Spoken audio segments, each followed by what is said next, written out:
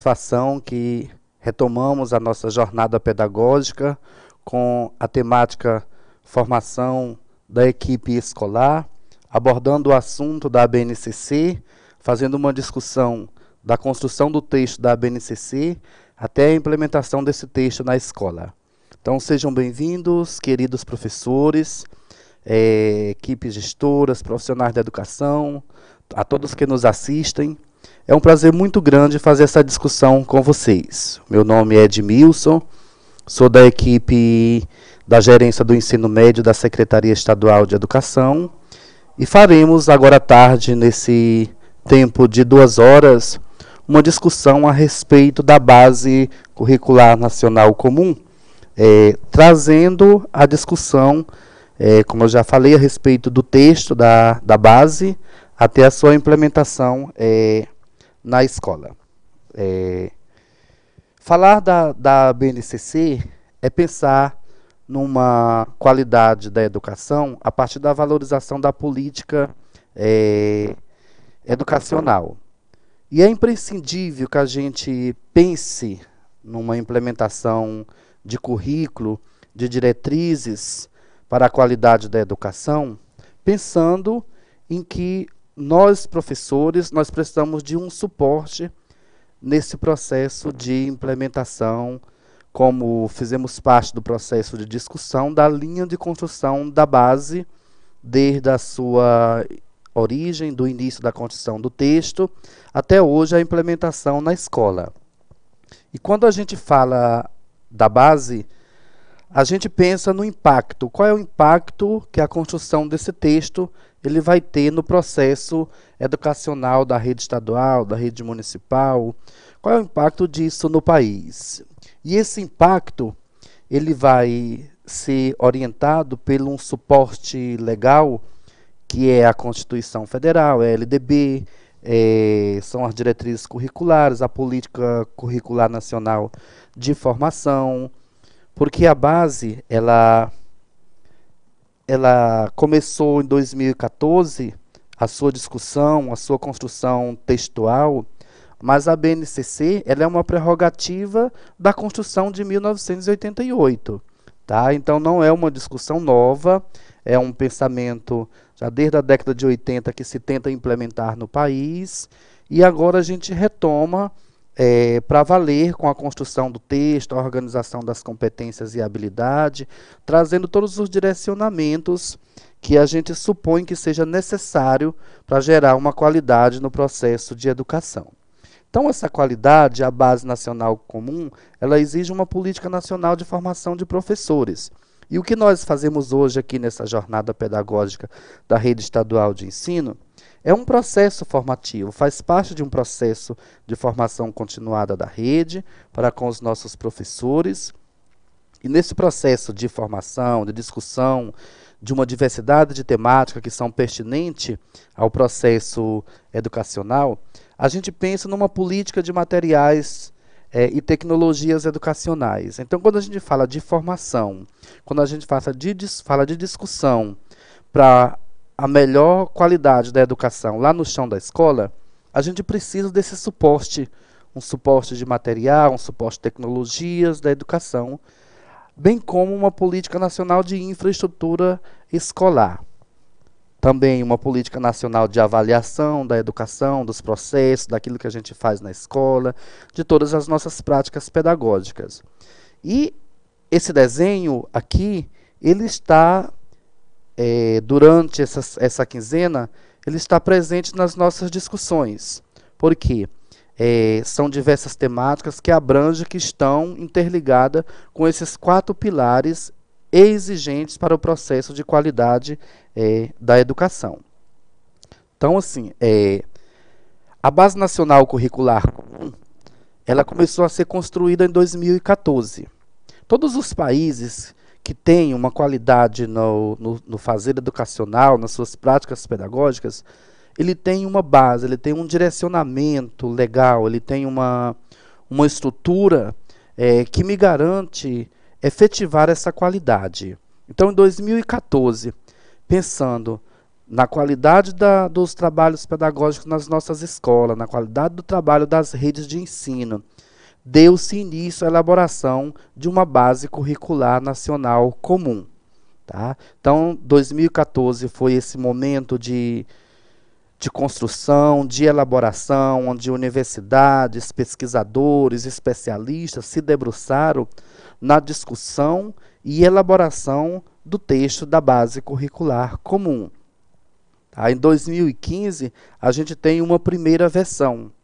E essa versão primeira da base curricular nacional comum, ela teve a contribuição de 12 milhões de professores, de profissionais da educação, de pessoas que contribuíram para a organização desse texto, disseram alguma coisa, falaram das realidades diversas do país, no que tange o processo educacional. Então, foram contribuições que foram muito importantes para a consolidação da base. Tá? Foram 12 milhões.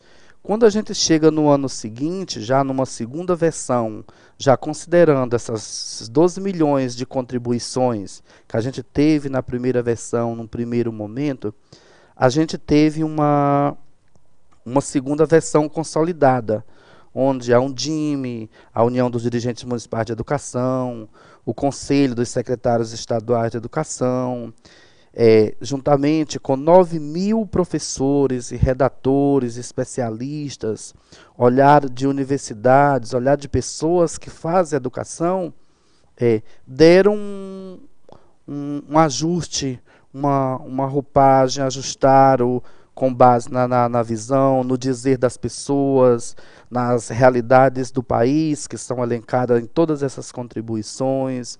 Então, a gente tem uma nova versão consolidada, que é a segunda versão. No ano passado, em 2017, foi homologada a terceira versão, a última versão.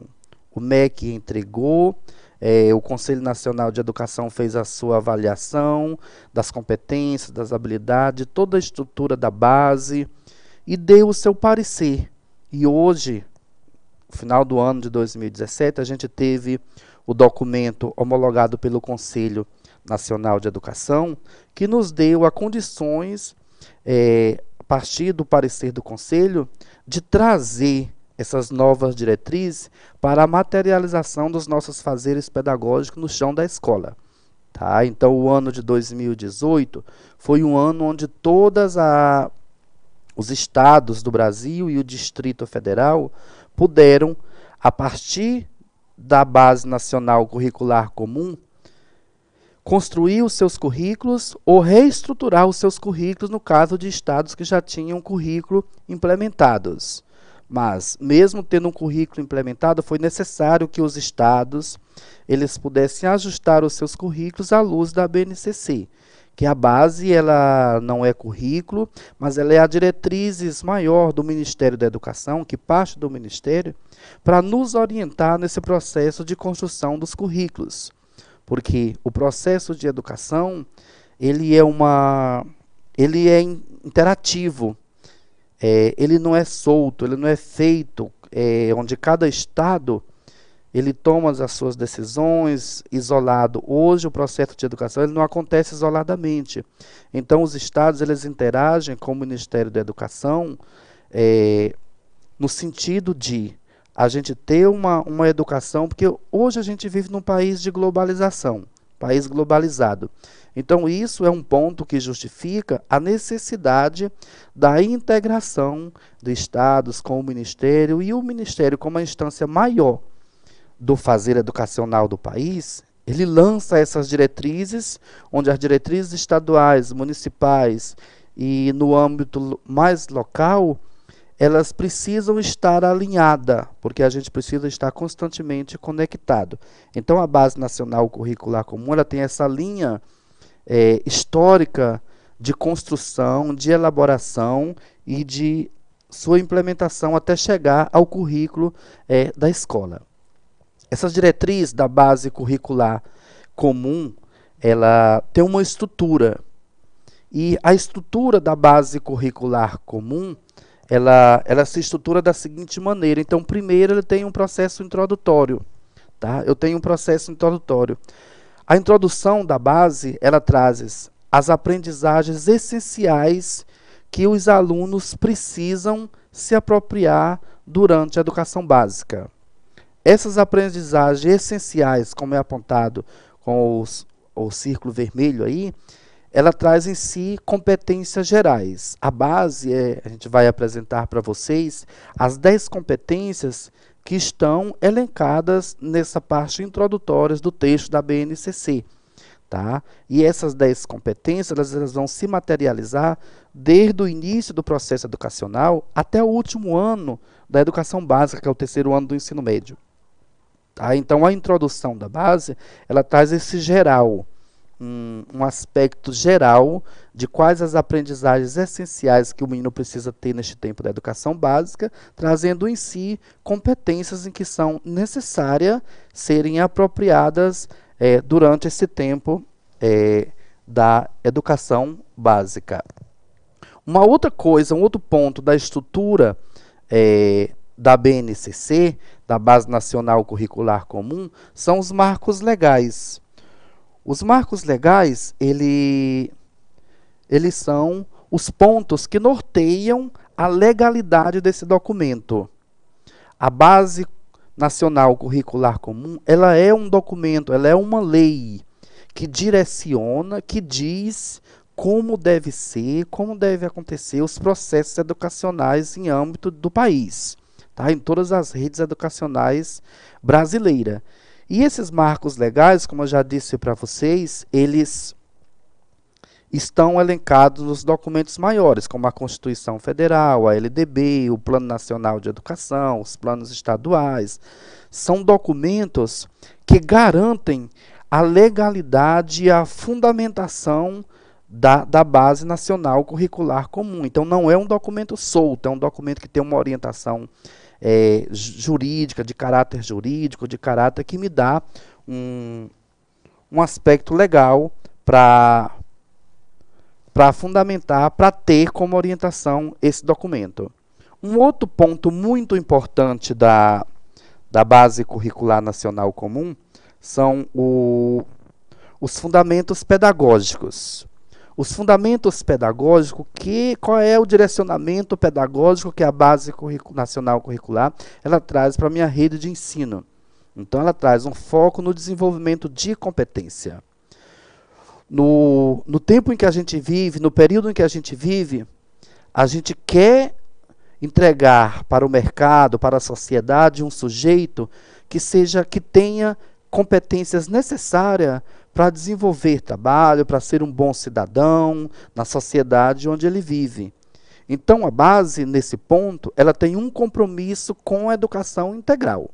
Tá? Quando eu falo de competências no plural, são a diversidade de competência que o sujeito precisa para ser um bom cidadão, para ser um bom profissional.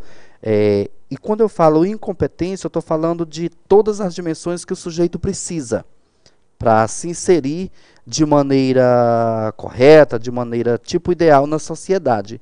E isso exige uma formação em todas as dimensões que são intrínsecas ao sujeito humano. E isso chama-se educação integral. Tá? Desenvolver todas as competências e habilidades que o sujeito tem para ser uma boa pessoa na sociedade.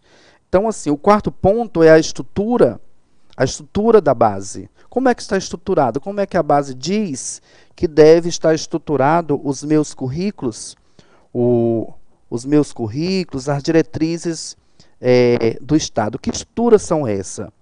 Então, essa estrutura da organização curricular, a base, ela traz a estrutura da educação infantil, da etapa da educação infantil, do ensino fundamental e do ensino médio, e as áreas de conhecimento que são imprescindíveis que sejam trabalhadas nas modalidades de ensino, nas modalidades e etapas de ensino.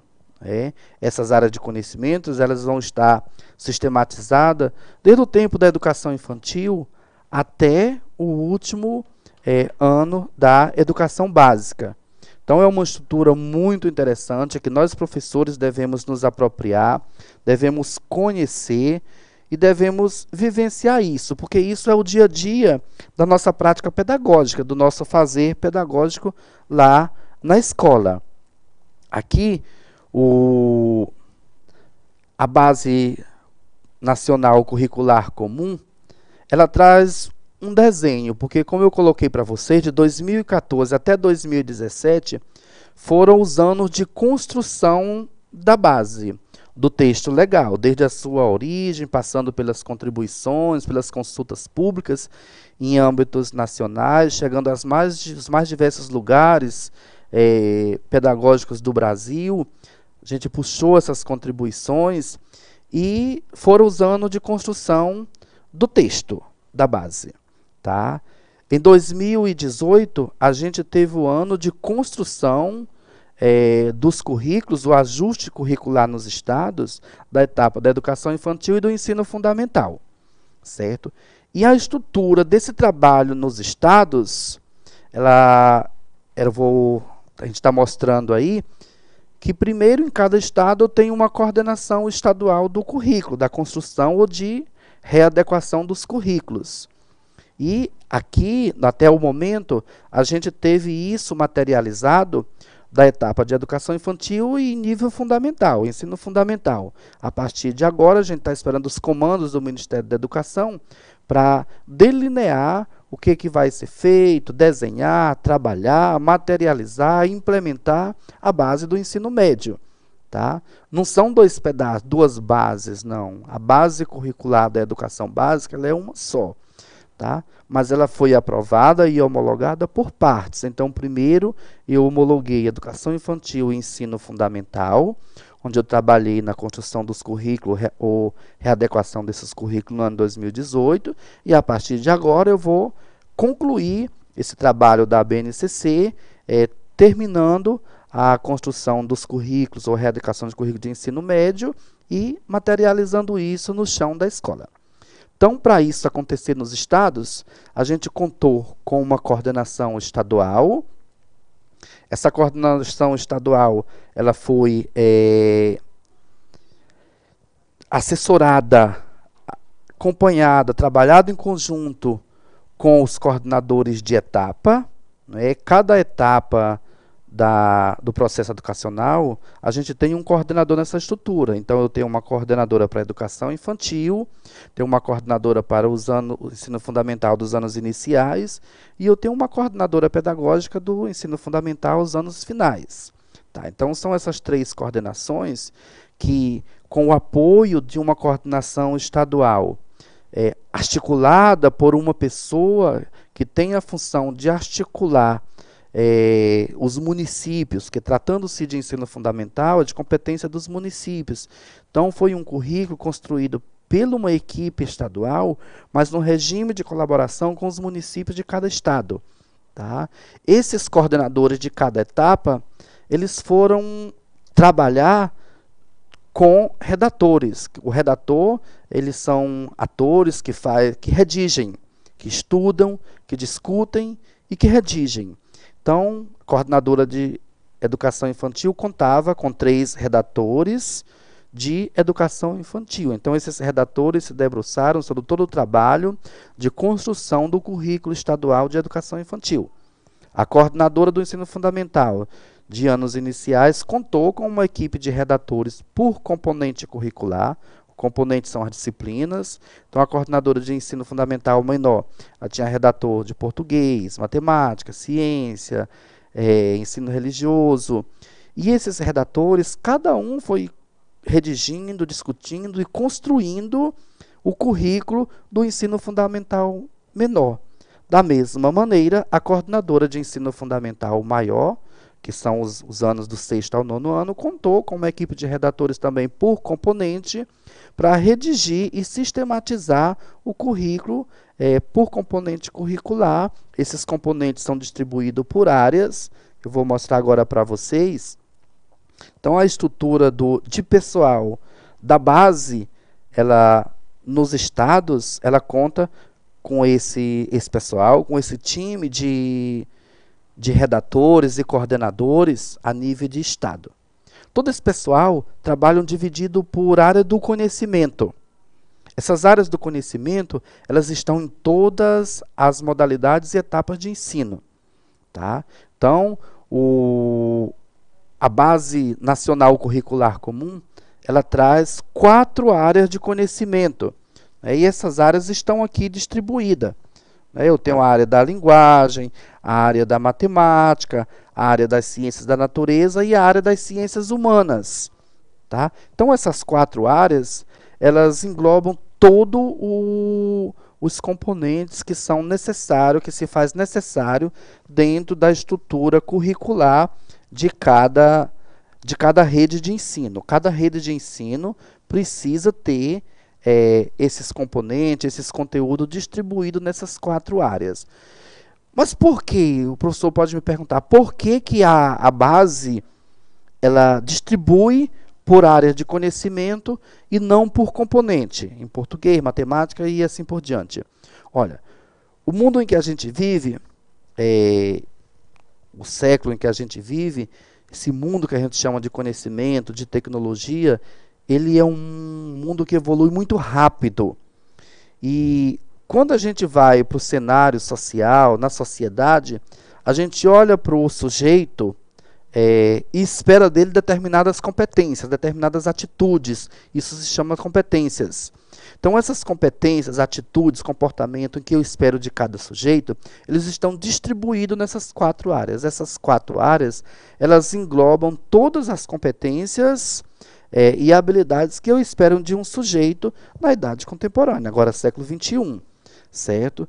Então, quando eu falo apresento para vocês a área de linguagens, ela vai trazer não somente, como a gente estava acostumado a estudar nessa área de linguagem, a língua portuguesa e a língua inglesa, mas ela traz outros componentes curriculares que têm uma linguagem, que falam, como é o caso da educação física e da artes. São instrumentos curriculares, componentes curriculares, que falam para a gente, tem uma expressão linguística. Então, esses 4 disciplinas que são chamados componentes curriculares, eles estão aqui dentro desta caixinha da linguagem. Eles estão aqui dentro. Então, quando eu falar de linguagens, da área de linguagens, eu estou abrangendo esses 4 componentes. A matemática é rainha, então, nesse caso, a matemática está sozinha. Ela tem simplesmente dentro dessa caixinha da matemática o disciplina de matemática. Tá? Então, isso que eu digo, em tom de brincadeira, a matemática ela é a rainha. Ela está lá sozinha. Tá certo? E aí é interessante que ela está lá sozinha, mas não de uma maneira desconectada das outras áreas, que a gente vê aqui no desenho, que todas elas estão debaixo de um guarda-chuva.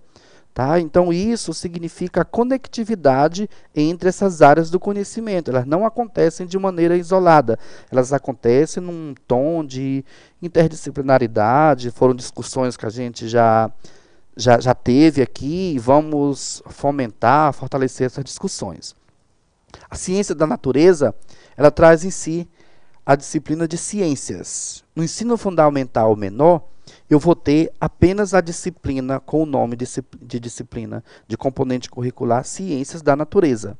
Esse componente curricular no nível fundamental, ele traz os aspectos químicos, os aspectos biológicos, os aspectos da natureza, os aspectos físicos. Então, tudo isso essas noções vêm de uma maneira muito simplória aqui dentro da área de ciências da natureza. Tá? Então, ela também trazem sozinha dentro da sua caixinha o componente curricular Ciências da Natureza, mas esse componente ele vem recheado de todas essas outras dimensões químicas, física e etc. A última área que eu tenho aqui dentro do conhecimento da estrutura do currículo é a área de Ciências Humanas. Fantástica, é uma área muito gostosa de se ter, de debater, de se trabalhar, que é a área da interação social. Então, aqui dentro eu tenho a geografia, eu tenho a história, e a geografia e a história, eles são componentes que a base no curricular trouxe como componentes obrigatórios. Mas os estados eles têm a autonomia na construção dos seus currículos, e na hora deles construírem o seu currículo, ele pode trazer para cá, para ciências humanas, a sociologia, a filosofia, até mesmo o ensino religioso. Ele pode vir aqui dentro das ciências humanas, mas ele veio destacado numa outra área, como o ensino religioso, para trabalhar essa questão de valores, de construção da autonomia de valor dos sujeitos, certo? Então, assim, essa é a estrutura de áreas que a base curricular traz, e os estados construíram os seus currículos em atenção a essa estrutura que a própria base já traz. A base, falar de base curricular nacional comum, é falar de um exercício de redes, tá? De redes. Como eu disse para vocês no início, o trabalho do fazer pedagógico, ele é conectado. Ele não é isolado, ele não é de um estado, ele não é do município, ele é do país. Ele é uma necessidade, a educação é uma necessidade de interlocutiva das pessoas de um país. Então, assim, é preciso que as escolas façam as adequações das suas propostas curriculares, das suas propostas pedagógicas, garantindo a essas propostas as aprendizagens indicadas pela BNCC. Então, a base curricular comum, ela já trouxe em torno de 60% dos currículos, eles são competências e habilidades que já estão escritas lá na base. Por quê? Mas isso tira a autonomia dos estados, dos municípios, das escolas? Não. E isso são apenas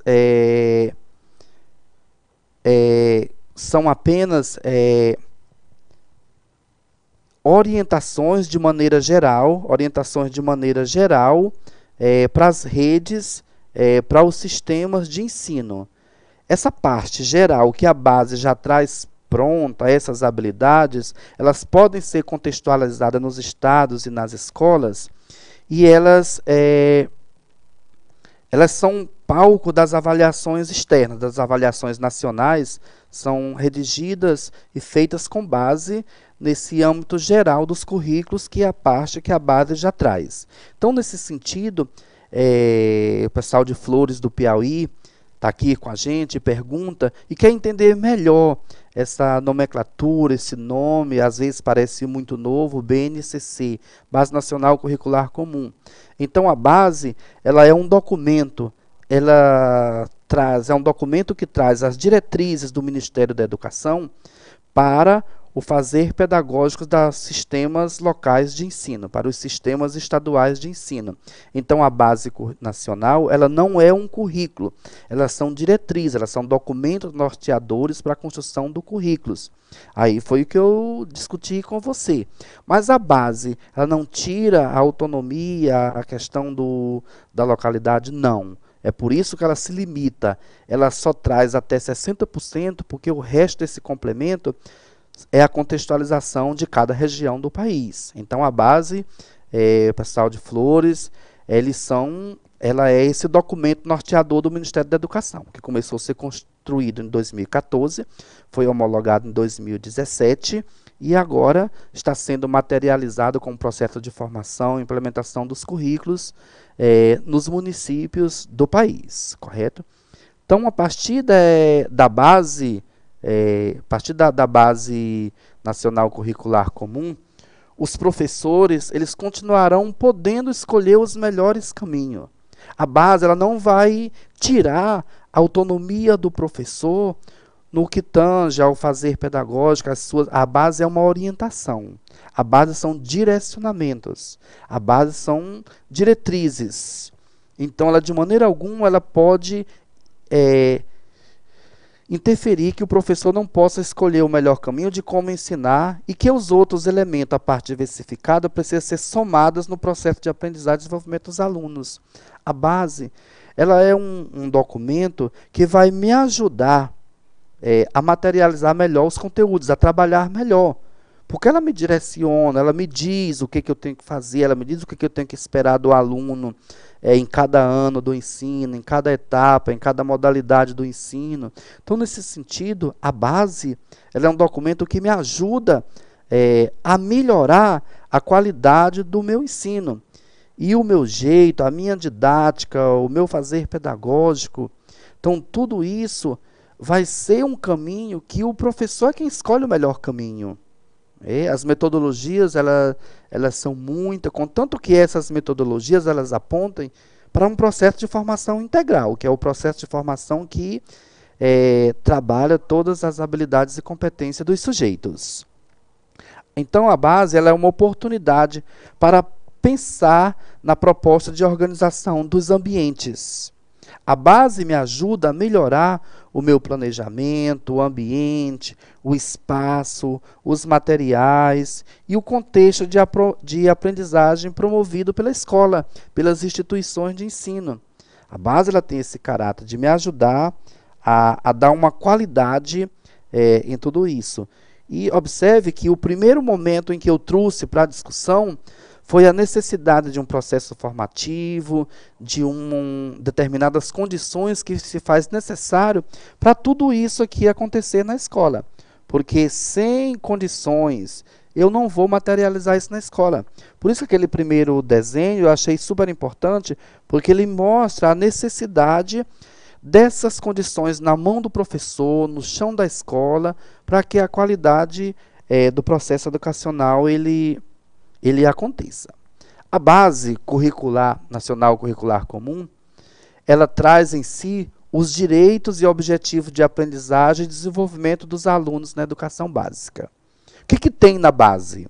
A base ela é um documento, a base ela é uma diretriz para o currículo comum do país. Diretriz curricular comum. Então, ela traz aqueles aspectos que são comuns no Sistema Nacional de Educação. O que é específico, o que é contexto, ela vai ser inserida nesse currículo através das discussões e materialização, implementação desses currículos em cada rede de ensino. Então, a base ela traz em si, ela diz quais são os direitos que o aluno tem enquanto pessoa, direitos educacionais. Eu estou falando aqui de direitos educacionais, porque os direitos humanos das pessoas, eles são muito mais abrangentes. Mas esses direitos, lembre que a gente está falando aqui de direito de aprendizagem, são direitos educacionais, direitos específicos, desenvolvimento educacional. Mas por que a gente traz essa amplitude desses direitos de aprendizagem? Porque a educação ela não acontece de maneira isolada. Inclusive, eu trato de direito educacional de aprendizagem, mas ele vai exigir a materialização de outros direitos humanos que a pessoa tem direito, né, que diz respeito à vida de cada pessoa. Tá? Por exemplo, o menino para aprender a ler, escrever, estar bem na escola, ele precisa estar bem de saúde. Então, ele precisa ter garantido o direito de se consultar, o direito de tomar remédio, o direito de estar bem. Tá? Então, esses direitos, eles são objetivos do processo educacional para com os alunos na educação básica. Garantir esses direitos de educação. O aluno, ele é um sujeito de direito. Ele tem direito. Então, eu preciso garantir isso para ele. Tá? Uma outra coisa que a base traz, ela indica o conhecimento e a competência que se espera dos alunos na educação básica. Quais são os conhecimentos? Quais são as competências? Quais são as habilidades que eu espero que o meu aluno tenha? No final da educação infantil, no final do ensino fundamental menor e maior, no final do ensino médio. Então, que tipo de aluno, que tipo de jovem, que tipo de sujeito eu quero entregar para a sociedade ao final da educação básica? Olhem que a BNCC ela tem uma intencionalidade. Qual é a intenção dela? É entregar para a sociedade um aluno que tenha determinadas competências, determinadas habilidades no final deste processo de educação. E aí a gente vai ver lá na frente que competências, que habilidade, como é que isso acontece. Legal? Gente, vocês fiquem muito à vontade para sugerir, para tirar dúvida. Eu sei que as dúvidas de vocês são muitas, tá? Quando se trata de um novo currículo, da implementação de novas diretrizes no processo educacional, porque tudo isso vai mexer com a vida da gente. Mas tenham em si uma certeza, não é nada diferente daquilo que vocês são capazes e já fazem nas escolas onde vocês trabalham. Tá? Muitas vezes a gente só trabalha num formato diferente, a gente só está trilhando um caminho diferente, mas o objetivo é o mesmo, esse trabalho ele já é feito, porque o foco do trabalho da base, ele é um foco nas competências. Então o trabalho pedagógico, a prática pedagógica hoje, ele é um trabalho que tem como foco o desenvolvimento de competências. Ah, professor, mas se eu sou professora de português, o meu foco não é o menino aprender a ler, escrever, fazer um bom texto, ser bom de redação, falar direitinho. Quais são as competências que a gente espera de um aluno no componente curricular de língua portuguesa, por exemplo? E assim nos determinados componentes. Então, o olhar, é claro que esses componentes eles vão exigir o que você chama de conteúdo, o que você chama daquele letramento, ele vai ter em si tudo isso, tá? Mas a gente denomina isso, a gente chama a nova roupagem, o novo olhar, é um olhar para a competência. E aí eu chamo a atenção para palavras que são muito chaves dentro deste processo, tá? Foco nas competências é mobilização de conhecimentos, habilidades, atitudes e valores. Então são conceitos que nós vamos precisar compreender bem. O que é uma competência? O que é uma habilidade? Eu estou trabalhando o novo currículo, traz orientações com foco nas competências e habilidades. Mas o que é competência? O que é habilidade? Como é que eu posso destrinchar isso? Trabalhar isso no dia a dia do fazer pedagógico lá na minha sala de aula. Então nós vamos ter momentos em que a gente vai ter isso teoricamente e exemplos práticos de como isso pode acontecer dentro de uma sala de aula, tá certo? Então, assim, essa mobilização de conhecimento, as competências, ela mobiliza conhecimento. Os conhecimentos que o aluno tem. O que você sabe de geometria? O que o meu aluno sabe de geometria? Muitas vezes, na nossa sala de aula, no momento da sala de aula, os alunos eles trazem muito conhecimento a respeito de determinado assunto em que a gente está trabalhando. Então, o foco em competência, ele mobiliza esses conhecimentos. Conhecimento dos alunos, conhecimento, inclusive até conhecimento dos próprios professores. Habilidade dos... Nossa, como esse aluno, ele sabe fazer um desenho, ele monta uma equação aqui. Que legal, olha como ele tem habilidade para desenvolver isso. E isso é muito legal, porque isso é forte ou mais frágil em cada sujeito. Trabalhar com competências é trabalhar com foco nas atitudes e nos valores. Observem, gente, que a mobilização dessas 4 palavras aqui dentro do trabalho por competências, eles são muito chave, eles são muito gerais, eles englobam o sujeito como um todo. Quando eu falo de conhecimento, são os conhecimentos que o sujeito tem, mobilizar o conhecimento que ele tem, o que ele é capaz de incrementar em cima, de sistematizar esse conhecimento. E esse ser capaz de sistematizar esse conhecimento que ele já traz é as habilidades. As atitudes deles, como que é o comportamento dos meus alunos. A gente tem problemas seríssimos hoje, que são indisciplinas, são comportamento que a gente julga inadequado por parte dos alunos. Ah, os alunos não têm valores, eles estão desprovidos de valores. Qual é o valor que ele não tem?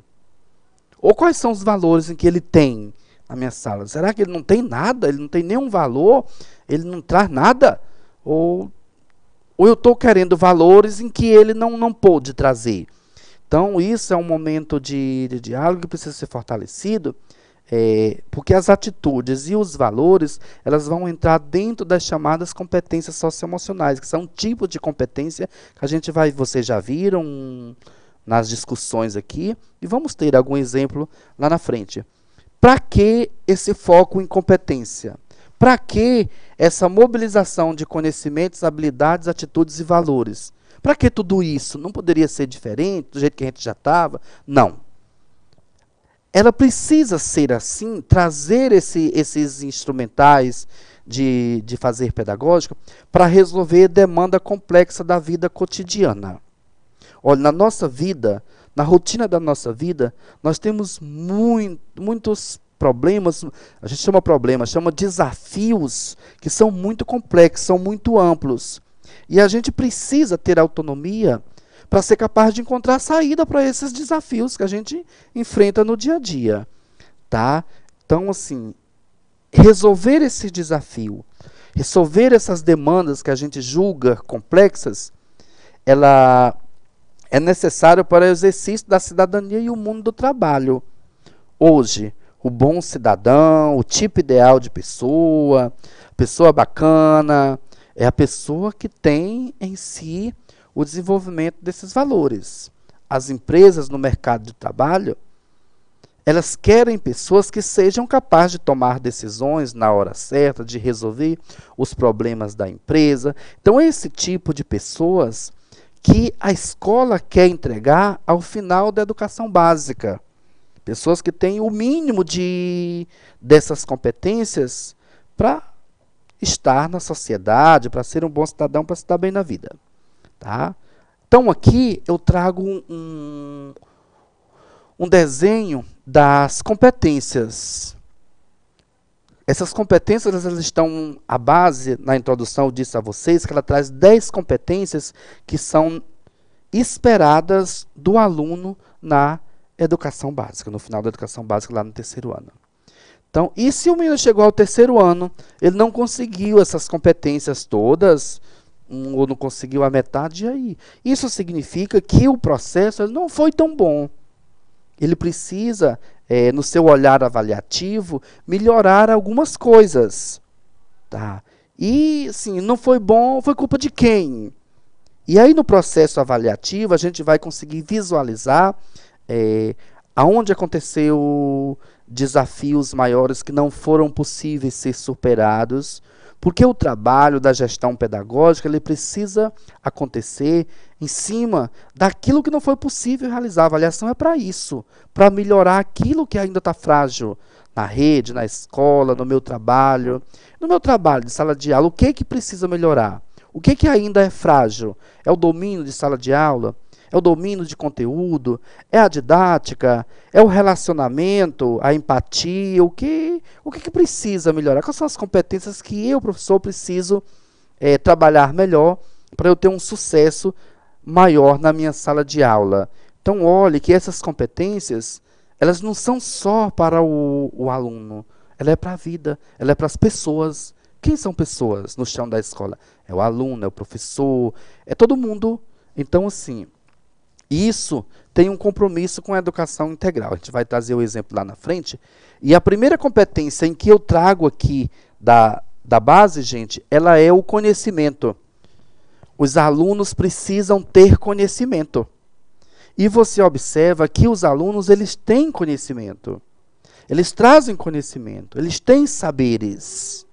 E esses conhecimentos, eles precisam ser valorizados e utilizados sobre o mundo físico, conhecimento do mundo físico, do mundo social, do mundo cultural e do mundo digital. Esses conhecimentos, eles trazem para a escola. Eles estão dentro da sala de aula. Tá? Eles estão dentro da sala de aula. Então, esse conhecimento precisa ser valorizado para ele poder passar por uma sistematização, ser apurado, ser trabalhado, e esse conhecimento ganhar uma amplitude científica, e os nossos alunos vão ter um leque de informações, de saberes e conhecimento muito bem apurado. Por quê? Porque foram trabalhados na sala de aula. Isso daqui, habilidade de conhecimento significa a valorização do contexto do aluno, da vida do aluno. Todo o processo pedagógico que ele não parte da vida, que ele não toca a vida, ele não gera sentido, ele fica fraco.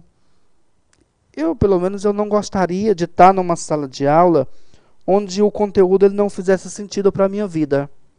Tá? Então, isso é um ponto de partida de valorização desses conhecimentos. O outro ponto de conhecimento é o ponto do pensamento crítico. Os nossos alunos precisam ter um pensamento crítico e científico. Pensamento científico ele só vai conseguir se o conhecimento em que ele tem for valorizado. Porque ele vai aprender a fazer uma crítica, a olhar o mundo que ele cerca, a olhar as coisas que estão ao seu redor. Então, esse pensamento crítico e esse pensamento sistematizado, esse pensamento formal, ele é necessário que seja fortalecido na pessoa dos nossos alunos. Então, é a segunda competência que a base traz, que é necessária.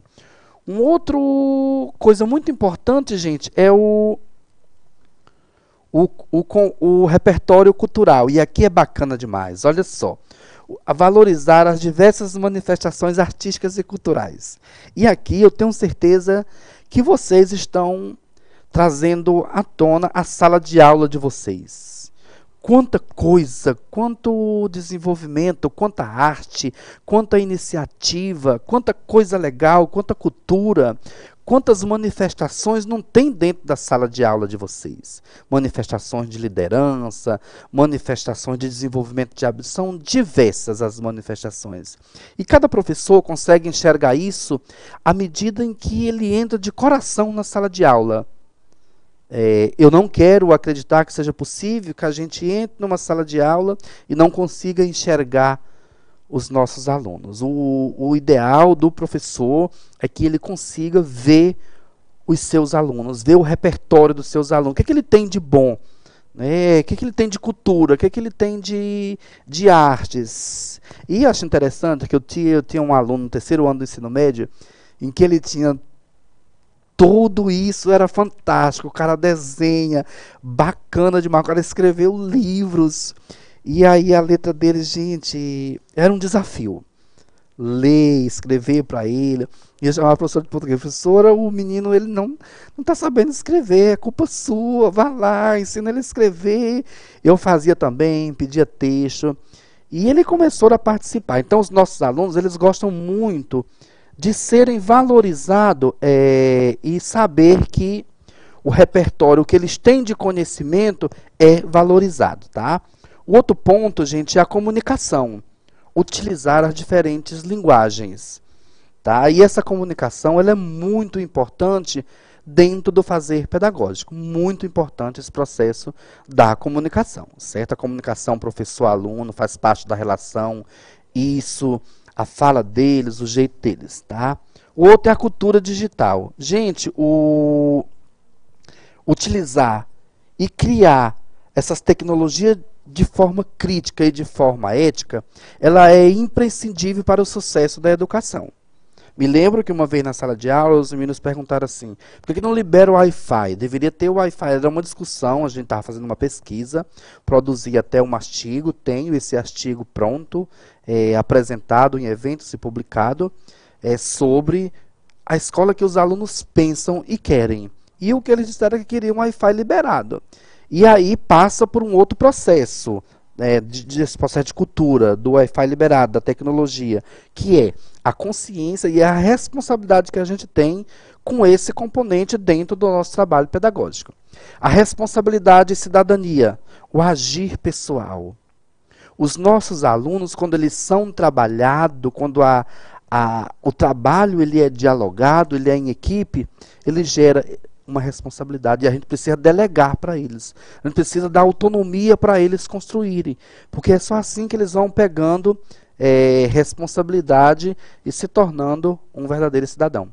A empatia e a cooperação, ela é necessária. Ela é necessária. Ela é uma competência necessária. Por quê?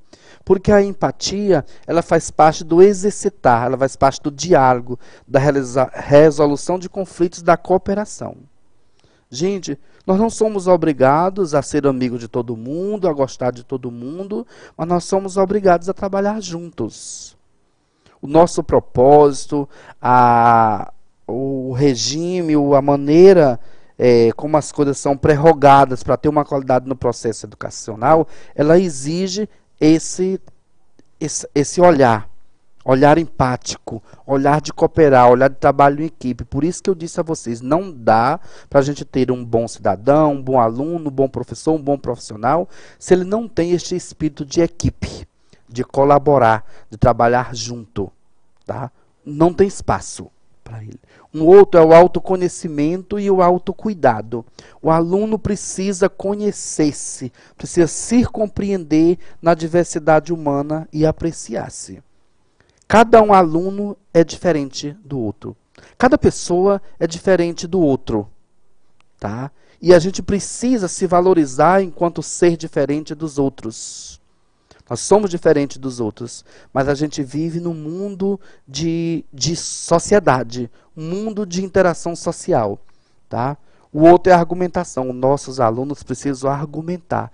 Eles precisam saber dizer aquilo que eles sabem, aquilo que eles leem, aquilo que eles visualizam. Então, as rodas de conversa, os momentos de diálogo, eles são momentos muito propícios para avaliar nesse sentido. O meu aluno sabe dizer aquilo que ele sabe apresentar os seminários, as coisas que acontecem na escola, são tudo a favor disso. O trabalho e projeto de vida. Esse projeto de vida e trabalho, ele vai ser muito explorado dentro do ensino médio, que é quando o aluno já está jovem, já trabalha, já está mais maduro, ele já pensa um projeto para a vida dele.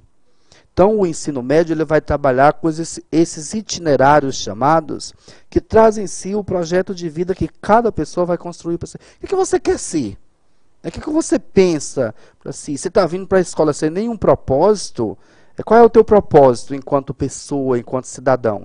Então, o trabalho e o projeto de vida vai nos dar essa oportunidade de ver isso. A base tem foco na educação integral, que supõe o desenvolvimento de todas as potencialidades humanas. E aí você vai dizer, pô, mas é muita potencialidade. E são muitas mesmas. Os nossos alunos têm muitas potencialidades. Desenvolvimento com equilíbrio entre os aspectos cognitivos, afetivos, psicomotor e sociais. Então, assim, a educação integral, ela vai tentar desenvolver os sujeitos onde todas as competências elas sejam desenvolvidas. Por isso que o trabalho ele tem que ser integral. Ele tem que ser integral. Tá? Ele tem que tocar todas as dimensões que o ser humano precisa. Agora eu vou falar de determinado assunto, de religião dentro de uma escola, só um exemplo. Faz parte dos valores. Você não vai falar de doutrina, você não vai doutrinar ninguém, você vai falar de valor. Então, assim, isso é importante, porque o ser humano, ele é espiritualidade, estou falando, ele não é religião, ele é espiritualidade. Então, esses desenvolvimentos em todas as dimensões requer uma prática pedagógica globalmente compreensiva do ser humano em suas múltiplas relações. E esse trabalho pedagógico globalmente compreensivo é aí onde vai entrar a formação dos professores. Os professores precisam estar prontos para fazer esse exercício de construção de saberes dentro das salas de aula com os nossos alunos de maneira global e compreensiva.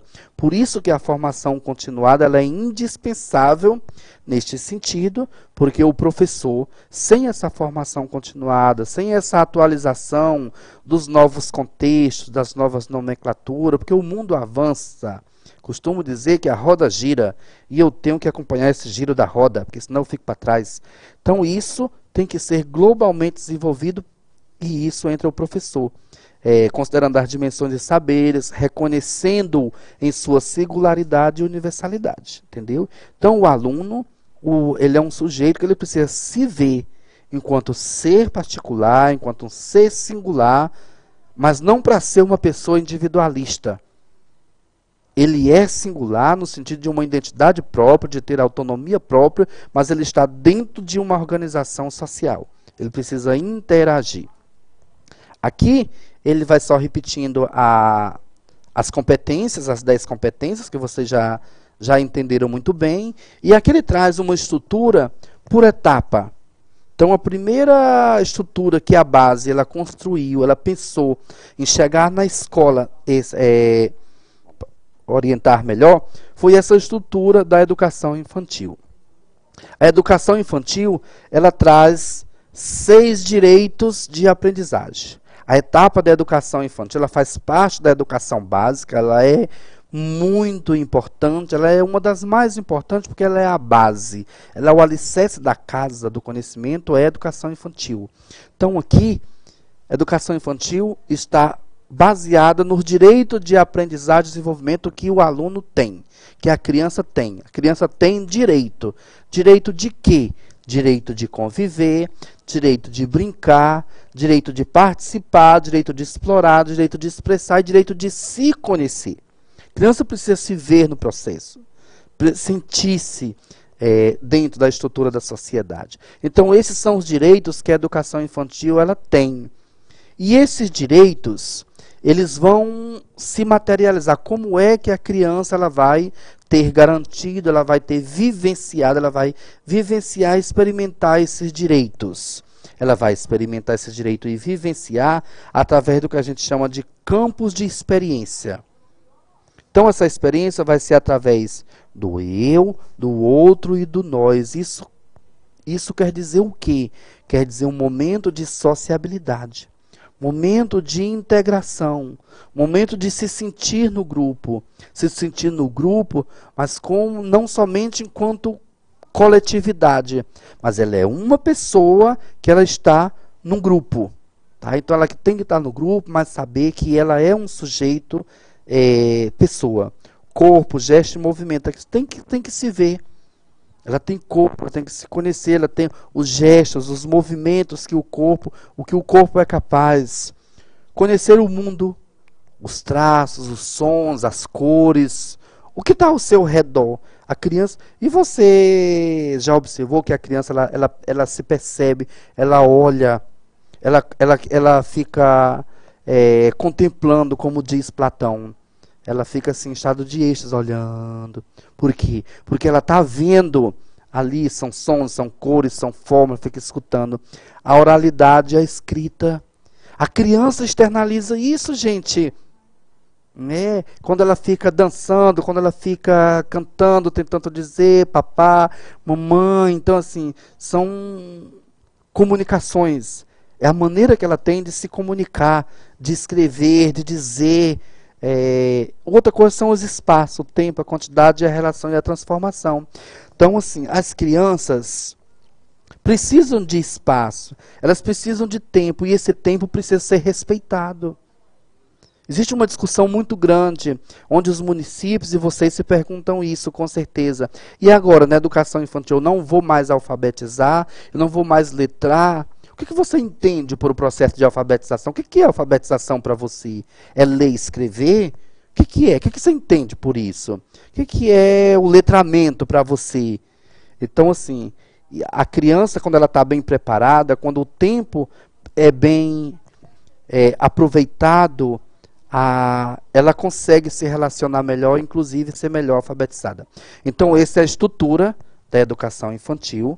Aqui eu tenho a estrutura do ensino fundamental, né? Você vê que o ensino fundamental está baseado em áreas de conhecimento aqui.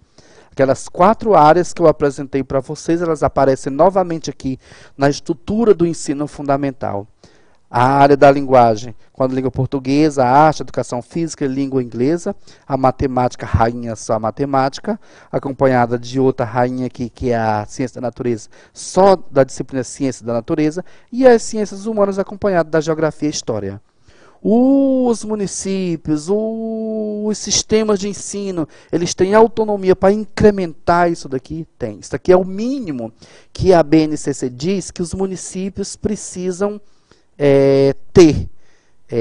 Essa estrutura os municípios precisam ter. Mas eu posso colocar sociologia, filosofia, ensino religioso aqui, eu posso colocar, distribuir aqui uma noçãozinha de química, chamada de componente. Gente, a ordem dos fatores não altera o produto. A BNCC me diz que eu tenho, por obrigação, ter, no mínimo, essa estrutura aqui no meu currículo. E aí, assim, a gente quer saudar aqueles professores de Alegrete, né? Estão aqui se manifestando. Obrigado pela consideração de vocês, pelo olhar, pela parceria. Mostra que estamos juntos, tá certo? Então, assim, sucesso aí, mão na massa. Vamos ter daqui para outra semana um mão na massa para chegarmos à sala de aula. E vai ser bem legal, viu? Então, aqui eu tenho aqui alteração na LDB, a BNCC. O que ela altera? Ela altera a LDB, ela altera a lei? O que vai acontecer? O que acontece com esse novo currículo? Olha, a oferta de formação com ênfase técnica e profissional considerará a inclusão de vivências e práticas de parcerias. Então, ela não muda a lei, ela inova. Tá? A gente não quer uma nova LDB, uma nova Constituição, um novo formato de educação. Muitas pessoas, colegas, me perguntaram assim, e aí? Os PCNs saem de cena, as diretrizes saem de cena, nada sai de cena. Tudo isso aqui que a gente está dialogando, que a gente está discutindo, estão nos PCNs, estão nas diretrizes, está na LDB, está na Constituição. Nós não vamos acabar com nada. O que nós vamos fazer é inovar, é contextualizar a LDB, a Constituição, os parâmetros e as diretrizes. Então, o que ela traz é a inclusão de vivências e práticas. Isso vai ser mais vivo lá no ensino médio, com os itinerários formativos e com os projetos de vida. E as parcerias que vão ser necessárias para esses projetos de vida, esses itinerários formativos, serem materializados nas escolas. Né? Porque muitas vezes a rede lá não vai ter condição de fazer sozinha. Então é necessária a parceria com instituições de universidades, de institutos federais, de outras instituições que existentes nos municípios, onde está a escola. Então, essas novas parcerias, para dar certo essas novas práticas, ela é inovativa dentro do aspecto do documento legal. A possibilidade da concessão de certificados intermediários, principalmente no nível médio. O aluno ele vai poder fazer cursos concomitantes, fazer cursos integrados. Então, o Estado ele vai tentar oferecer um leque de possibilidades para que o aluno ele tenha condições de desenvolver as competências cognitivas, de conteúdo, de habilidade de conteúdo, e também as competências socioemocionais e profissionais. Sair do nível básico, um jovem preparado para enfrentar o mercado de trabalho. Então, nesses sentidos, as escolas é quem vão orientar os alunos no processo de escolha das áreas de conhecimento, de atuação profissional, ajudar eles na construção dos projetos de vida deles. Nós somos muito importantes para melhor preparar os nossos alunos. Não vamos abrir mão disso.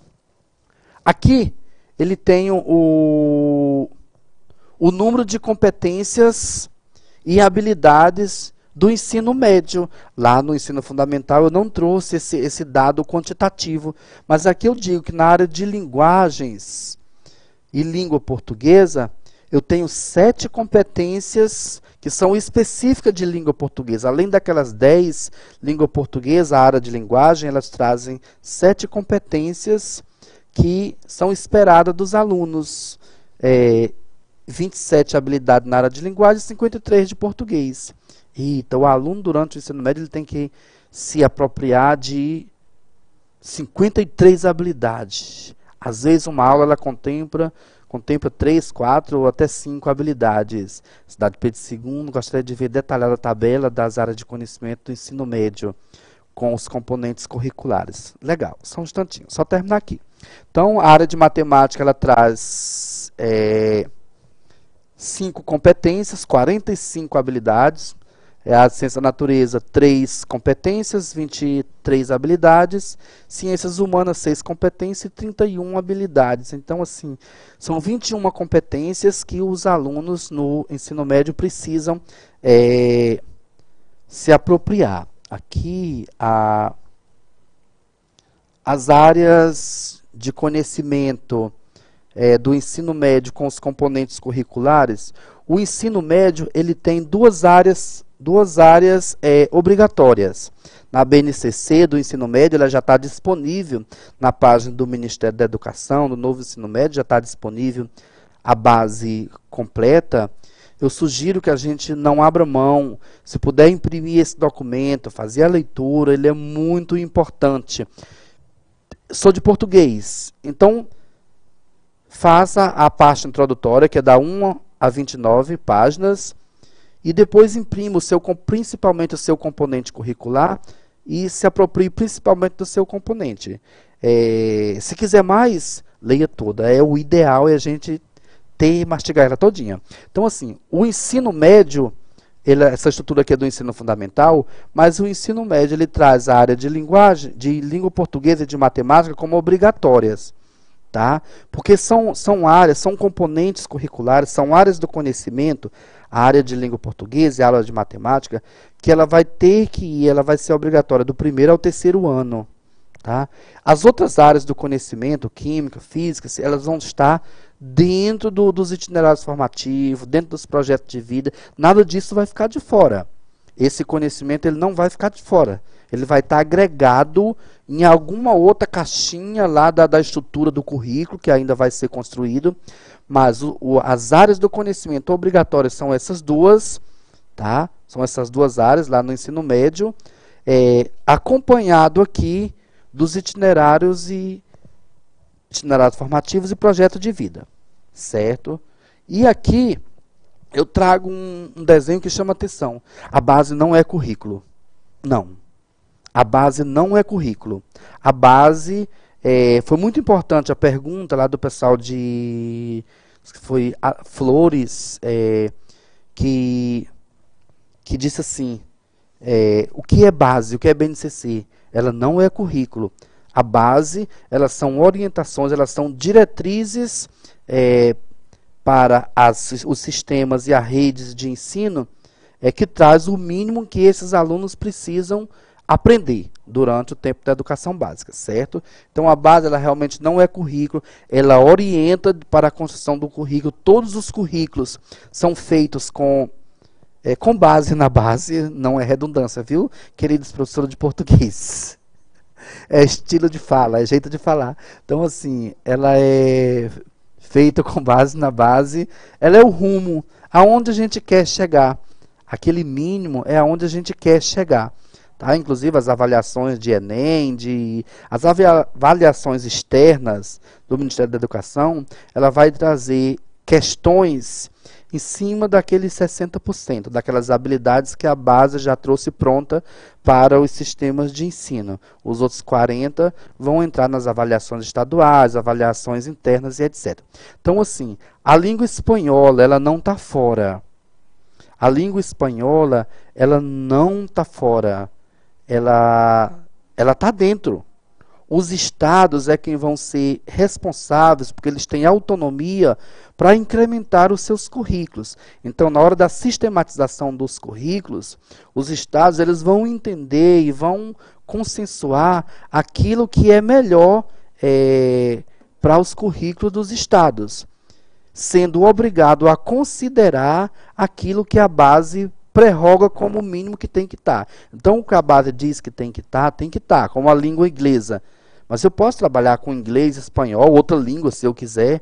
Então, isso fica muito nas decisões de âmbitos dos estados e do Distrito Federal. Tá certo? O ensino religioso, ele está no ensino fundamental como uma área de conhecimento. Tá? Então, ele é separado aqui das ciências humanas. Ele está lá no currículo, inclusive no currículo do estado do Piauí, ele está como uma área de conhecimento. E aí ele traz em si somente a disciplina de ensino religioso. Tá? Ela não saiu do currículo, inclusive no estado do Piauí, no currículo do Piauí, ele está com uma área de conhecimento, trazendo na sua caixinha somente a disciplina de ensino religioso.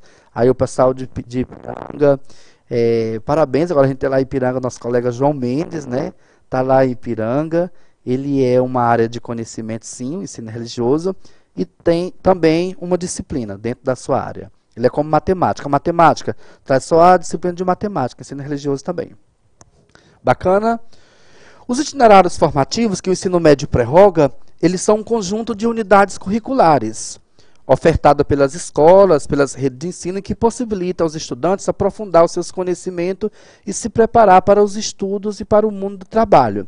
Então, a partir de agora, os professores do Estado, eles vão ter em si as orientações, a partir que o MEC der os comandos, eles vão ter as orientações para a construção do currículo do Estado do Piauí a nível médio, aí vai entrar o desenho dos itinerários formativos, os redatores, vão sistematizar tudo isso no currículo. Volta bem a pergunta, por favor, aí do pessoal de... essa última pergunta. Como será a prática da parte diversificada e a escolha dos itinerários formativos? Olha, a parte diversificada, ela chama-se contextualização. Então, uma situação legal. Eu pego aqui a grade de habilidades que a base já me manda. Então, eu vou ter isso numa tabela, lá numa grade, lá, e eu vou ter que contextualizar. Por exemplo, essa primeira habilidade, ela vem sempre acompanhada, começada com um verbo. Registrar e tá. Então, assim, o que eu tenho no meu município ou no meu estado que me ajuda a resolver esse problema? Que me ajuda a dialogar, a se apropriar dessa habilidade. Então, aí eu vou contextualizar. Isso é parte diversificada. Quando eu contextualizo, eu vou trazer conteúdo que são próprios do município. Mas eu vou trabalhar conteúdo que são próprios do estado do Piauí, mas eu vou estar desenvolvendo uma habilidade que vai ser cobrada em avaliações externas, porque ela está lá na base, certo? Então, isso é a parte diversificada. Os itinerários formativos, eles são componentes, eles são habilidades, não são componentes, eles são habilidades em que as escolas ou o sistema de ensino, eles vão escolher para que o aluno construa o seu projeto de vida, participe daqueles itinerários para se desenvolver em determinadas competências que foram escolhidas para aquele itinerário formativo. Então, o itinerário formativo, eles são habilidades que a gente espera que os alunos alcancem, se desenvolvam naquele grupo, naquela oficina, naquela temática discutida. Os alunos podem escolher que disciplina poderão cursar nos itinerários formativos. Nos itinerários formativos, os alunos eles vão poder escolher que tipo de disciplina, de oficinas eles querem participar dentro daquele itinerário formativo. Então, tudo isso vai ser muito discutido pela equipe de redatores do currículo do ensino médio, porque eles vão fazer um desenho, vão precisar considerar a diversidade que o Estado tem, de possibilidades que o Estado tem. Então, eles vão ter que construir um desenho e tudo isso vai ser orientado pelo Ministério a partir dos primeiros comandos em que o Ministério disparar sobre a construção dos currículos do ensino médio. Tá? Isso vai ser bem detalhado na construção e essa discussão vai chegar, com certeza, até vocês, nas escolas estaduais, nas escolas privadas de nível médio. Essa discussão, com certeza, vai chegar. Tá? Para trazer para o desenho do Estado do Piauí itinerários que contemplem, de fato, a vida dos alunos dos diversos municípios do Estado. Né? É algo bem amplo, certo? Então, essas são as situações de itinerários formativos. O itinerário formativo, ele tem um desenho. Quando ele for escolhido, ele vai ter um desenho de carga horária mínima. Tá? Ele vai ter um desenho mínimo de carga horária, porque o novo formato do ensino médio, ele traz uma carga horária mínima, e essa carga horária foi ampliada, as novas diretrizes do ensino médio. Tá? Então, assim, tudo isso vai ser ajustado, porque aqui são apenas o mínimo em que a base do ensino médio ela já traz isso em si. Mas aí o Estado, quando estiver construindo o seu currículo, seus redatores, quando estiverem definindo os itinerários formativos, construindo a grade de currículo do Estado do Piauí, ela vai considerar isso aqui. Tá? O mínimo que a base já diz que tem que ter no processo do ensino médio. Aqui eu trago uma diversidade, 3 modelos de possibilidades. Né? No primeiro ano ele pode ter 1.000 horas, sendo 600 da BNCC e 400 de itinerário formativo. No segundo ano pode ser a mesma coisa, já no terceiro ano também. Tá? Aqui o exemplo 2 ele já vai mudar 800 horas de conteúdos da base, 200 de itinerário formativo. No segundo ano já mudou um pouco, 600 da base, 400 do itinerário formativo. No terceiro já diminuiu, só 400 de habilidades da base, 600 horas do... Contanto que ele tenha no mínimo 1000 horas de exercício dentro de cada ano. Tá? Durante cada ano ele precisa ter, quando ele terminar os 3 anos, ele precisa ter no mínimo 3.000 horas de estudo aqui dentro do tempo do ensino médio. Mas esses itinerários eles vão ser melhor discutidos, melhor trabalhados na construção do currículo do ensino médio.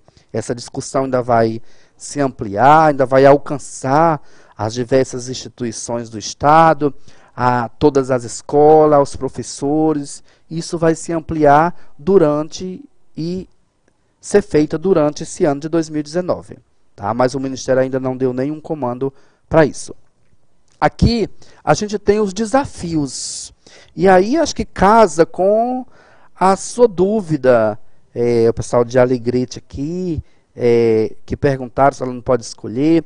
O desafio é esse. É definir os itinerários formativos a partir da capacidade instalada, a demanda dos estudantes e os arranjos produtivos locais. Vai ser um desafio, um jogo, então tem que ter toda uma engenharia de construção desse desenho do itinerário formativo para que ele possa contemplar as diversas realidades de todos os municípios do estado do Piauí. Outro desafio é a adequação da carga horária dos docentes e da sua formação. Nós, professores, nós temos uma carga horária muito sufocada. Muitos de nós trabalhamos em 3 escolas, em 2 municípios, fica muito corrido. A gente fica sem tempo para uma escola, para correr para outra escola. Então, o ajuste da carga horária dos professores, ele é um grande desafio. Tá? O ajuste da formação, ele também é um desafio.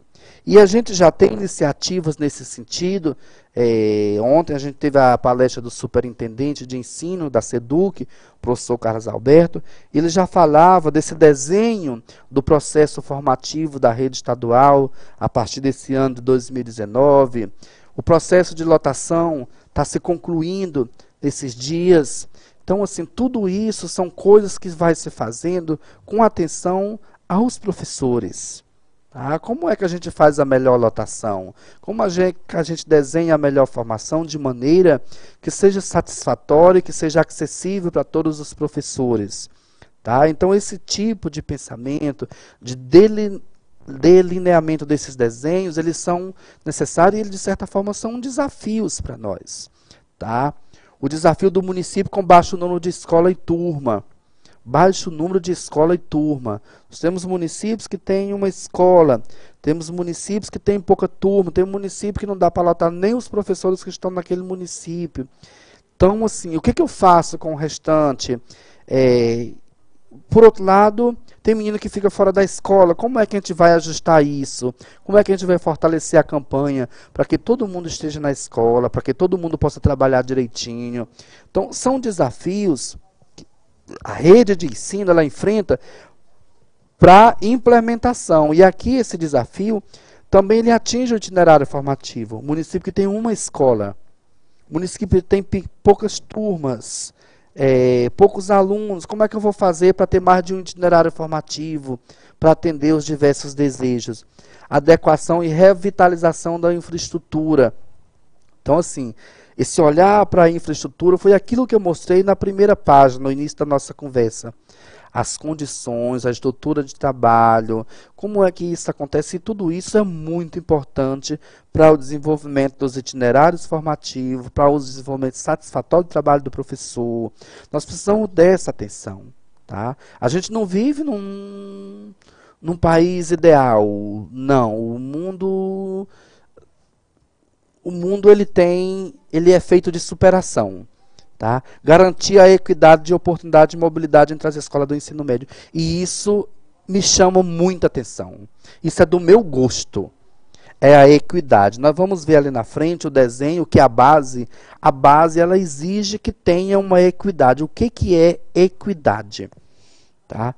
Então aqui a gente traz a complexidade de articular parcerias. Nem todos os municípios têm instituições federais como o IFP, a UFP, os recursos de infraestrutura para implantar ensino médio de tempo integral. Então, assim, tudo isso são desafios que estão no ensino médio, mas que também estão no ensino fundamental. Tá? A base, ela trabalha com os direitos de aprendizagem, com a igualdade. Os 60% da base, ele exige que todos os alunos do Brasil tenham direito e acesso a aquelas habilidades. Aquelas habilidades, elas são para todos os alunos. Essas habilidades é para a EJA também. O EJA está contemplado nos currículos. Nós agora vamos produzir os cadernos pedagógicos para o currículo do Estado do Piauí, onde traz em si um caderno de orientação para a educação de jovens e adultos, para as diversas categorias que a gente tem espalhada no nosso Estado. Então, a igualdade é isso, é todo mundo ter a condição, ter o acesso, a escola está acessível para todos os alunos. Precisa ser equível, nós precisamos de uma escola de equidade. O que é equidade? É uma escola onde todo um composto é composto por uma diversidade de cultura. A escola ela é um todo. E aí eu vou passar para vocês poderem visualizarem melhor. Observem que na primeira figura eu tenho o processo de igualdade. Eu tenho aqui o campo de futebol. Os meninos, os 3 estão assistindo ao jogo. O River perdeu de 5-0 ontem, gente. Estão assistindo ao jogo, tá? Observe que o maiorzinho, ele está vendo todos os ângulos do campo. O menorzinho faz um esforço para poder visualizar pelo menos os jogadores. E o pequenininho não vê nada. Mas todos têm a mesma igualdade, a mesma cadeira, o mesmo tamanho, a mesma possibilidade eles estão tendo na escola. Quando eu chego bem aqui, é equível. Eu dou as condições de acordo com as necessidades de cada aluno. Observe que o grande não precisou de cadeira para assistir o jogo.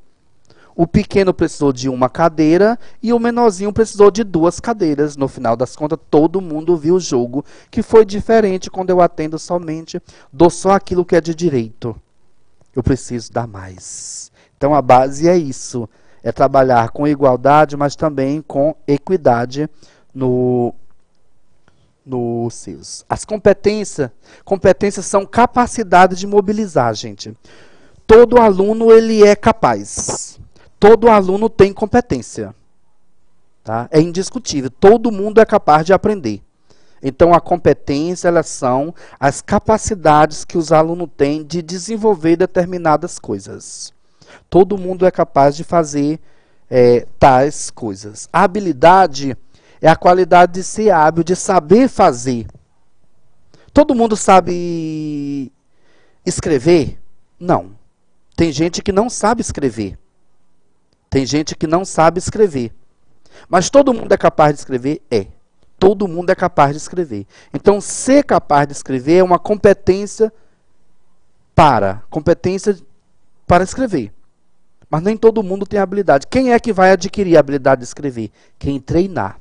Quem lê, quem botar para escrever, aí você vai conseguir a habilidade. Então, a habilidade é saber fazer, tá certo? As competências cognitivas e socioemocionais. Isso já foi trabalhado, o pessoal de manhã do coach trabalharam muito bem essas competências socioemocionais, que a competência cognitiva ela é relacionada ao conteúdo. A competência socioemocional ela é relacionada ao desejo, às emoções da pessoa, certo? Aqui eu trago os impactos do projeto da base, os impactos conceituais, então ele vai trabalhar com competência, com habilidades, os impactos operacionais, que é o impacto do trabalho pela área do conhecimento, pelo itinerário formativo,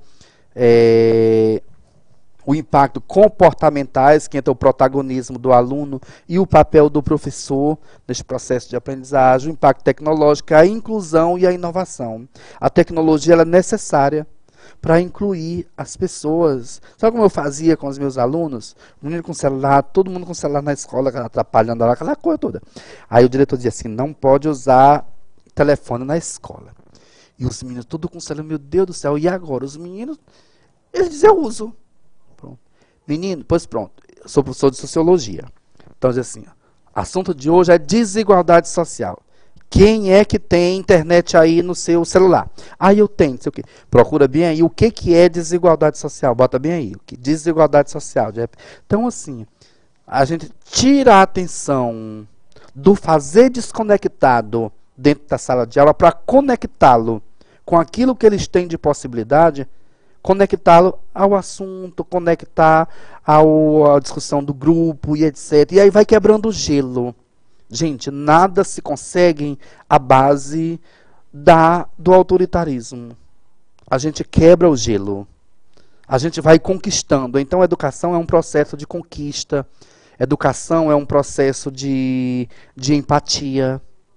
Educação é um processo de interatividade. E não é dizendo para mim, você não pode usar o celular. Não, mas é dialogando os efeitos disso, em que ele ajuda.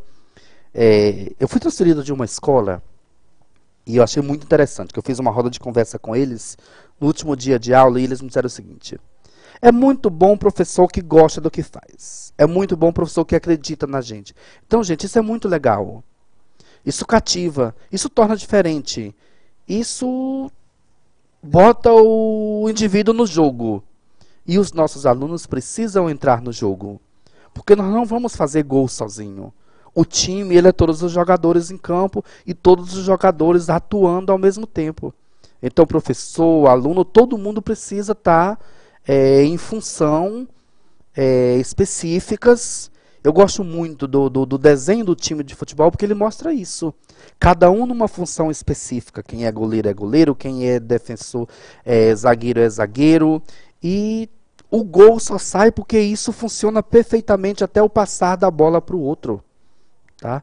Então, quando a gente traz para a educação, ela tem esse mesmo formato. Ela tem a intencionalidade do gol, do sucesso, da qualidade da escola. E o time é isso. O time é aquele que joga, aquele grupo que joga conectado. Se o nosso time está desconectado de um zagueiro, por exemplo, que são, vamos supor que os zagueiros sejam alunos, os alunos sejam zagueiros, não tem gol. A gente vai tomar gol, levar gol. E aí? Vai ter sucesso? Não. Vai ter derrota, nós vamos perder o jogo. Então nós não podemos perder o jogo. Nós temos que articular o time, nós temos que articular o campo de maneira que cada flash seja importante. Cada minuto é importante, como diz o Galvão. Cada minuto é importante. Não é? E eu preciso fazer gol, eu preciso de sucesso na escola. Gente, esse sucesso ele depende do meu trabalho, ele depende do CIO. Então, queridos professores, a BNCC, ela passou por essa linha histórica, essa linha de construção, tá? E está aqui já materializada no nosso estado, chegando aos nossos municípios. Muitos de vocês são professores dos municípios, chegando aos municípios, chegando às redes de ensino, o contato, fazer na escola é a partir desse documento agora.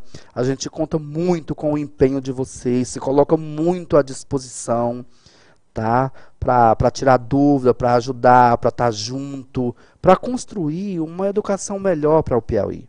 Piauí é destaque, mas nós queremos que esse destaque ele seja equível e igual, né? Que seja de oportunidade de todos os jovens, de todos os alunos do Piauí, e que todos tenham realmente as condições de serem os melhores jogadores.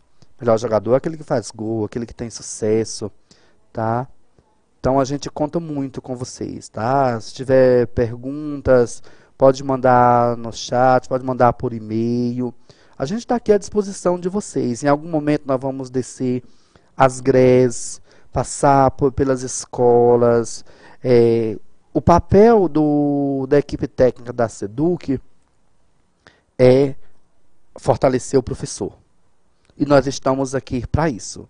A gerência do ensino médio ela é um ambiente da SEDUC em que ela tem esse olhar para desenhar o melhor suporte, pensar no melhor suporte, nas melhores condições, para que vocês tenham as melhores possibilidades de trabalhar bem nas escolas onde vocês estão e que o nosso time saia campeão no final das contas. Então, assim, a gente agradece muito essa oportunidade. Acho que foi uma coisa pensada pela professora Ana Rejane, a equipe da UGI e demais componentes estratégicos da engenharia da SEDUC, e isso ajudou muito.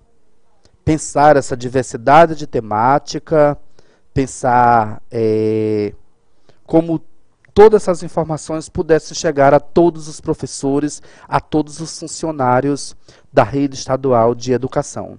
E outras pessoas que, porventura, queiram fazer parte desse momento lá nas escolas, eles podem participar, dialogar com os supervisores, com os diretores, com as pessoas que representam a SEDUC lá nos municípios e que podem agregar na construção do conhecimento. Tá? Então, assim, vocês têm alguma pergunta? Tem algum comentário, alguma coisa que precise? O momento é este. Os nossos momentos, eles são preciosos. E nós queremos fazer deste momento momentos muito importantes no processo de formação dos nossos professores. Como ficam as escolas que não oferecem condições de oferecer determinado itinerário formativo? Bem bacana a sua pergunta, professor de Passagem Franca, um municípiozinho pequeno, já passei por lá, muito legal, muito bacana. Então, assim, o que a gente te fala? O pessoal os redatores do itinerário formativo, do currículo do estado do Piauí, a nível médio, eles vão pensar em tudo isso. E uma primeira coisa que acredito que eles vão precisar e vão construir é esse diagnóstico de qual a estrutura que o estado tem no município de Passagem Franca, por exemplo, para oferecer itinerários formativos. Que tipo de itinerários formativos a gente pode oferecer lá em Passagem Franca?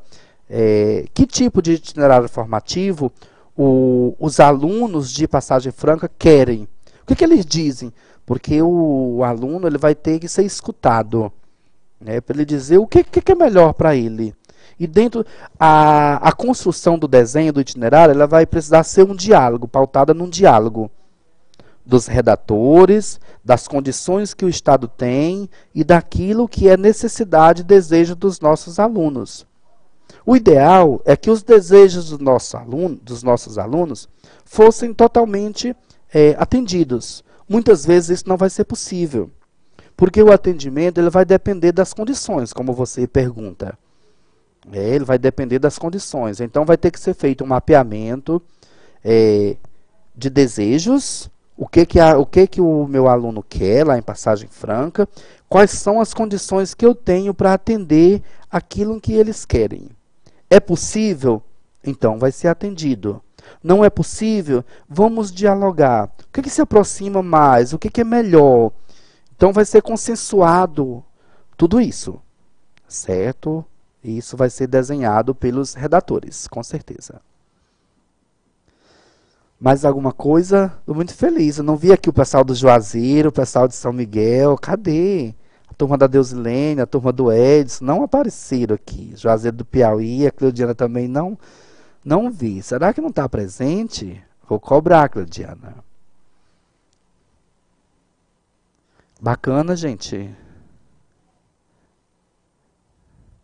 Cadê o povo? Meus assessores estão aqui do lado aqui para me dizendo como é que tá, como é que vai, se está terminando. Acho que está terminando, gente. Professor, suas explicações foram muito satisfatórias. Gente, a gente está ao dispor, tá? A gente está aqui para isso. Está aqui para somar, tá? Tarde produtiva, essa produção depende de você. Picos está ali, eita, a colega Maquilane com a turma dela ali em Picos, legal, Juazeiro do Piauí. Ah, apareceram, eles se acusaram, legal. Beleza, bom demais. O estado é muito grande. Campinas do Piauí, legal. Francisco de Assis, São Francisco de Assis, bacana. A gente, Marcolândia, olha lá, a turma da cidade da Armandina lá, legal. Bacana.